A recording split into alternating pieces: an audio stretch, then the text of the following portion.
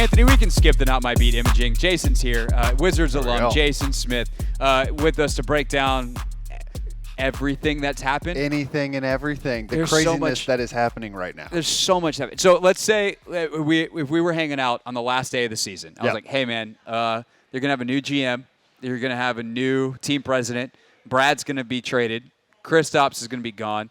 Kyle's going to opt out. And Jordan Poole's going to be a Wizard. How many heads would you have looked at me and said that I had? You're crazy. You are absolutely crazy. You got 5 heads right now, and I think you're lying out of all of them. But I think as a player, you know that the team was definitely going to change, good or bad, regardless. There's never a team that stays together and has every single player that's the same. Now, granted, you have the Spurs teams and maybe the Warriors teams that keeps that core. Right. But all the interchangeable pieces, you want to change them because you want to win. The Wizards have been sitting right there at that 10 to 12 spot for a while now, and it's been kind of lethargic. The Wizards fans are getting a little tired of it. I think now that you get the new president, new GM coming in, they're given an influx of new. Well, guess what? That could create to a new scenario of not necessarily 10 or 12, but new winning. Not necessarily right now either. You got to be patient with it. It's going to take time. It's going to be a process, and I'm not saying process because of Philly. Right. But I'm saying they really process. did kind of ruin I that. know, right? Yeah. But going forward, it's going to take some time. Not maybe this year, maybe next year, but the pieces that they're going to get back and the trade pieces and maybe develop some young players. Right. It's going to be a fun time to be a Wizards fan. Let me ask you this. How many teams did you play for in your career? I played for 6. For 6. What's the best culture you were ever a part of? You know, the best culture that I really had was down in New Orleans my first year. I was actually with Chris Paul, a former Wizard that got departed. It wasn't really actually a Wizard. Right. But going down there with Monty Williams and that coaching staff, they really taught me what it's like to be a professional, to be an athlete who takes care of his body, who really realizes that it's an 82-game marathon. It's not a sprint. You have to go out there. You take care of business on the nights that you don't necessarily feel like playing basketball. But those are the games that are important if you want to have postseason aspirations. I think that they realized that. They taught me that. And then you take that on to another organization that maybe doesn't have that. You're more valuable as a player. And the more you do that, the more value you have in this league. So the reason I want to ask that is one of the things that I talked about earlier with Poole specifically. Like, this is a guy who had a really rough season last year, starting with Draymond mashing him in the face in training camp, a video that gets out, which makes it even worse because then everyone in the world sees it, right? So he had a down season shooting. He still averaged 20 points a game, but then his playoff run was not very good. He's going to have to come here and, like, he needs a little bit of, I say rehab, like NBA image rehab, right? His ego probably needs a little bit of rehab if he's going to be the best version of himself.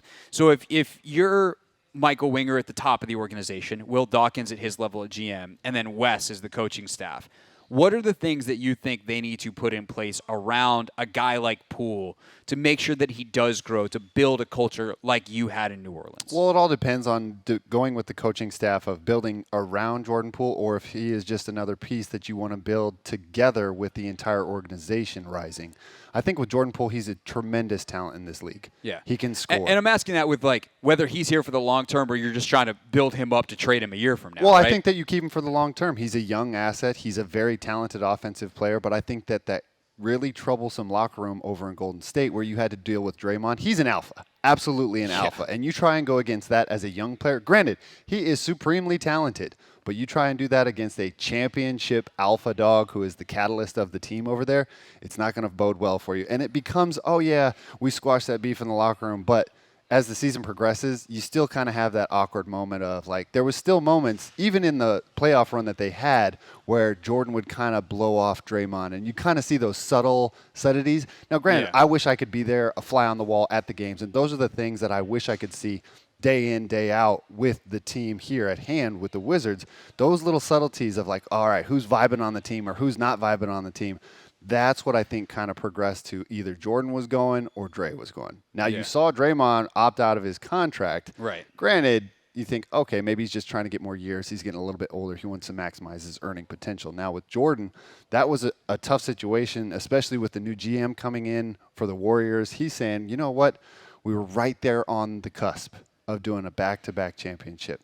I feel like we still have more in the tank with this team. I feel like Chris Paul could be an addition to the team.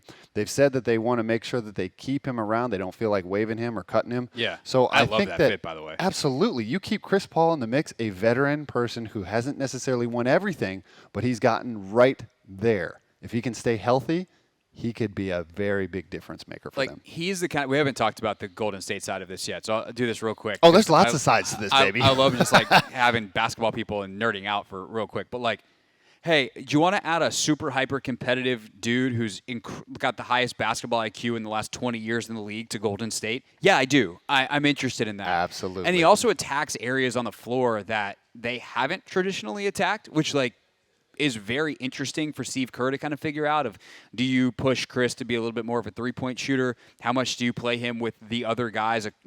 I look at him as someone who could play with Klay Thompson and get Klay better shots. And they've always kind of needed, when Steph and Draymond are on the floor, who's that guy that's created? And it's been a bunch of different players over the years, from Jared Jack back in the early days all the way through the different guys that they hope Poole would develop into that. And he just didn't really obviously fit the role exactly the way they needed. So is that probably a one-year thing for him? Yeah, he's 38 years old. I was going to say he's 38 years old. There's not too many years after that. But, for a team that's older and is trying to squeeze every little bit out, I actually love that move for Golden State. They have been so good for so long. They're trying to get every last drop out of that lemon. It has been great for them. I think adding Chris Paul is going to be an interesting dynamic because he is a true point guard. But with that motion of that offense, it's literally you get it to Draymond Green, and then you run a split action with the point guards. There's a lot of moving parts, a lot of moving action. Now, traditionally with Chris Paul, he has the ball in his hand, and he's going pick and roll and then maybe find people out of that. That's not necessarily Golden State's game, but if you insert that in, that creates another dimension for the Warriors to go out there and attack you. Not just, all right, we're going to give it to Draymond, who can't shoot, can't dribble, doesn't really want to go to the basket, and run a split action with Klay and Steph. Well, now you got to integrate Chris Paul in there. Pick and roll with Looney, pick and roll with Dre, give the ball to Dre, have a guy flying to the rim, Andrew Wiggins.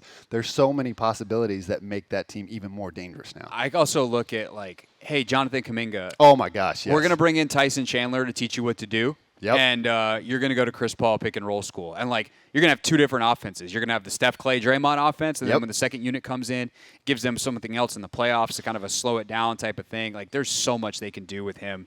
And just again, it's funny because you talk about the team dynamics element of it.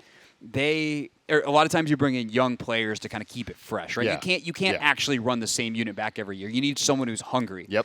And forget a young guy who's coming in and trying to kind of bite from the bottom, if you will. Yep. You've got 38-year-old Chris Paul who desperately wants to win an NBA championship. Yep. And they're going to want to do that for him. I don't know if there's a good example of a locker room you were in like that, where you just really want to do it for one guy in there. But I think the motivation for them this year is going to be so high, in part because they want to do it for this guy that they have so much respect for, because they competed against him. Some of those Clippers-Warriors series were dogfights back in the day. Oh, my gosh, dogfights the Warriors always won, and I'm sure they will remind him of that. Yes. But, that competitiveness and also the respect level for CB3, I think, is going to help elevate them this year. I think the perfect example for me in my career, now granted, we weren't championship aspirations whatsoever, but when I played up in New York with the Knicks for a year, we had a guy, Pablo Prigioni.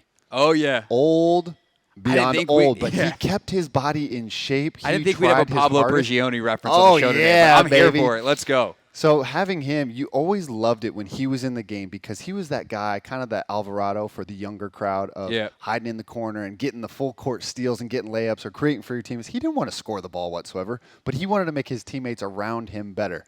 To have a guy like that on your team and you go out there and you perform at a high level, and as old as you are, you feel nothing but the best moment for them if you win. If you do bad and if you don't get the win, you still feel great because of the way that they played. You're 21 years old and you're feeling the way that you're feeling.